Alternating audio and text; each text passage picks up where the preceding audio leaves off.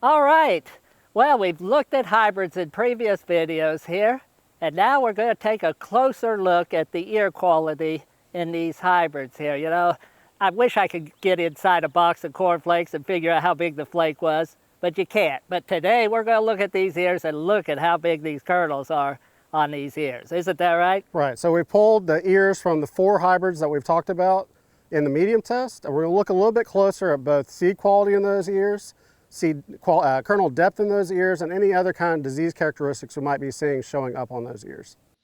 So we talked in front of a lot of these hybrids here today, but we wanted to pull some ears to get some really good close-up look at how this ear development is going on these hybrids. So we got 4 from the medium category that we've pulled: Mor-Corn, Augusta, Pioneer, and Agrigold. Those are the 4 from the medium that we talked about in front of the plots. Dad wants to look a little bit closer at what the ears are looking like for ear quality. Well, these are pulled from the plot, so these are a good representation of what the ears are in this plot. You know, that's the problem with looking on the outside. You got all that sunlight, you got big ears, but you go in the plot, you can really see what these ears look like. Mor-Corn here looks a very good looking ear, good kernel quality. If we snap this thing open, you can look at the depth of the kernels here to see what kind of kernel depth. That, you know, what you really want now is test weight.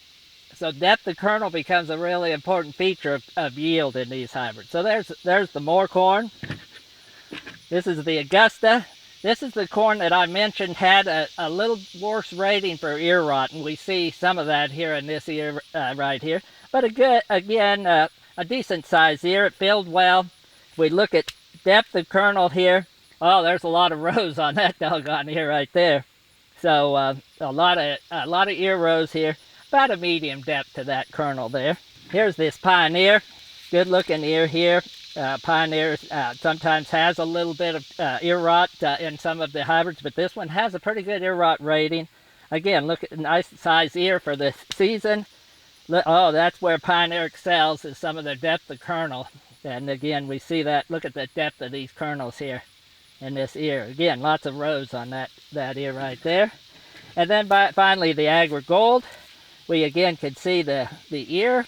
See a little bit of ear rot setting in here. Again, this has been, gee, they had rain last night. We've had 5-6 inches of rain, and last week these hybrids are drying down. We're going to see some ear rot in these hybrids here if this keeps up. So you see a little bit of that here. We look at the depth of these kernels.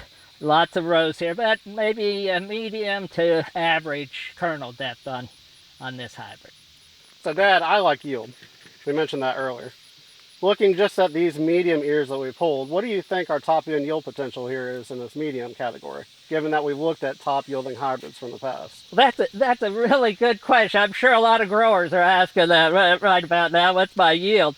You know, if you look at these things, this one has about, looks like 18 rows around. These kernels these ears are about 25, 30 kernels here. If I do a little bit of math and figure what did we seed here, 33,000. This was seeded at 28,000. We would seed all of our coastal plain and our Piedmont locations at 28,000. So a little bit lower on lower population. A little bit lower on the population.